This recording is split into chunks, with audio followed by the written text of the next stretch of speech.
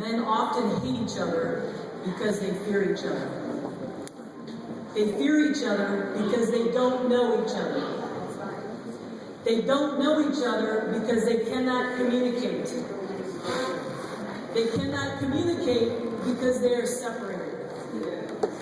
We're told here in St. Louis that we are separated by a street named Delmar. We are told here in St. Louis that we are separated because of where we can send our students to school.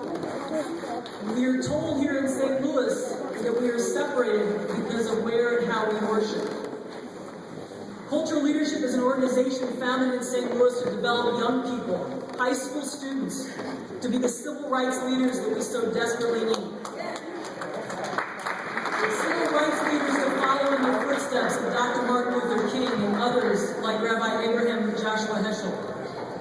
Cultural Leadership teaches youth about social justice through the lens of the African American and Jewish experiences, Black students and white students, Jews and Gentiles, as well as students of all backgrounds and faiths spend a year together learning about each other, spending time together, communicating with each other, knowing each other so they no longer fear each other.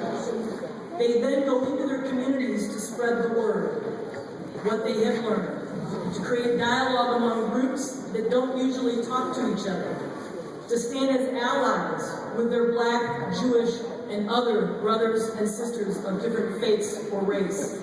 And they take action against injustice when they see it.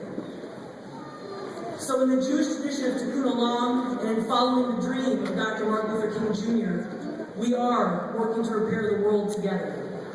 And we ask you today to join us, to take time as you are on the march, to introduce yourself to someone that is different than you, someone you don't know.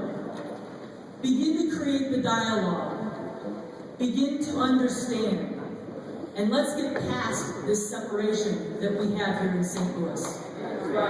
Thank you for being here, and thank you for keeping the dream alive.